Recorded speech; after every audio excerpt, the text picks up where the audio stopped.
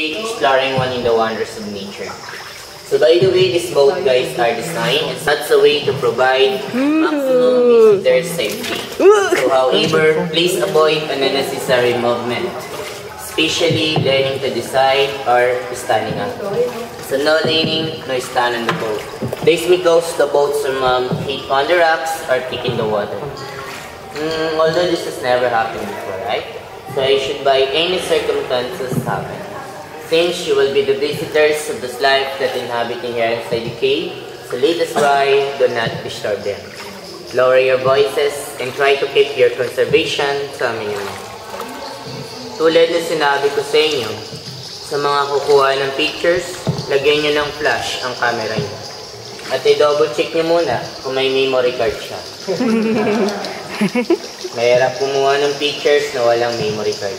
Ang lalim na dinadaanan natin ngayon ay nasa 9.3 meter for equivalent 30 feet deep. Abot natin yan. 11 tayo. Patong-patong. Sa kanan, makikita niyo yung mga bats. Huwag kang kapahan, sige. Isa ito sa mga nocturnal sa kanan? Ayan, ng paniki. Sila ang tinatawag nating insectivorous bats. Kumakain sila ng mga mosquito sa labas ng cave during the night time. Ang mga gumagalaw ay bats. Ang hindi, bato.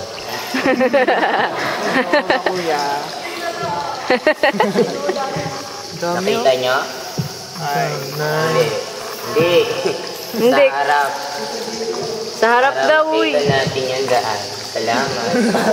Maligaw tayo dito, Roland. Ha? Magtiwala po kayo sa inyong guide. Sa gawing kanan, makikita natin ang tirahan ng mga bats. Ang tawag po dyan, bat cave.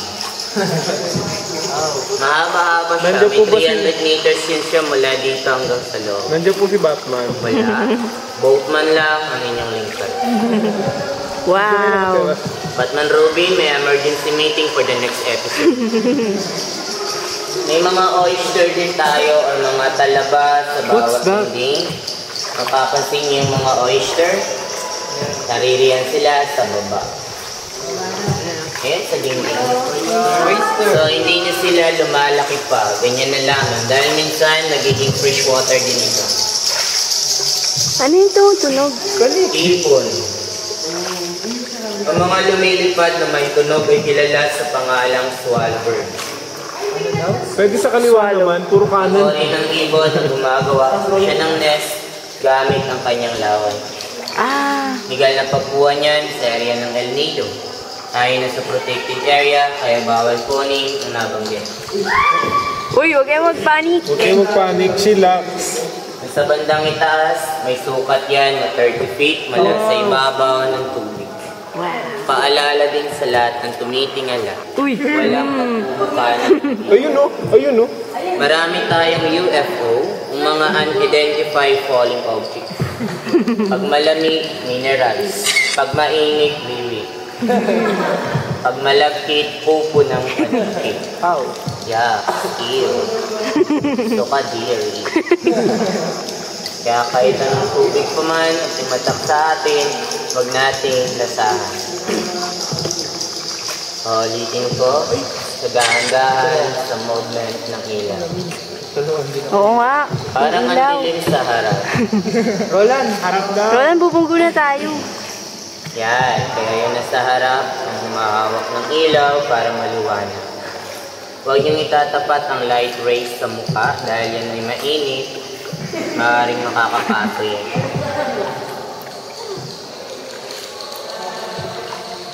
May mga ahas din minsan dito sa loob. Kilala sila sa pangalang sawak. Maliliit lang. Halos laki lang ng daliri ng palad natin, ang dulo ng buntot ng mga nabanggit. Dulo ng buntot? Yes. Sino nakakakilala ng sawa? Sawa. Ahas. So, wala sila dito sa loob ng kuiba. Nasaan po? Sila yung nasa labas dahil sawang-sawa na sila dito sa loob.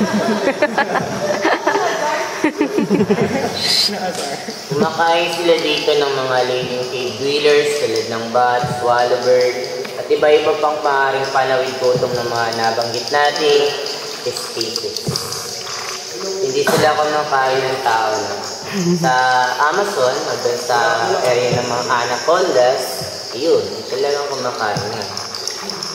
Si anak. May nalobat na? Wala pa po.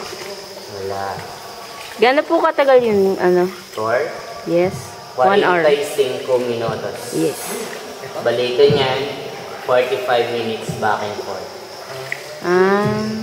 So, 20 minutes papunta, 20 minutes pabalik, 5 minutes ang picture.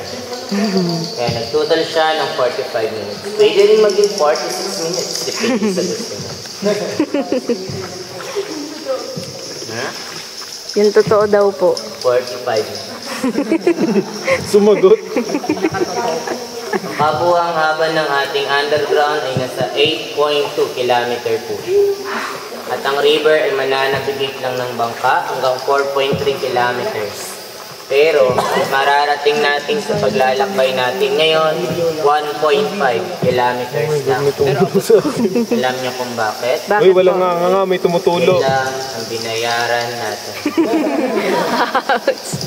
May mga tinatawag tayo mga nagkakandak ng research o yung mga nag-explore tulad ng mga kumukuha ng mga special permit. Sabihin, nagre-record sila kung ano yung maaaring ma-record nila dito sa loob ng kuiba. Pwede rin kayong mag-picture in a boat while riding when you're inside, you know, for your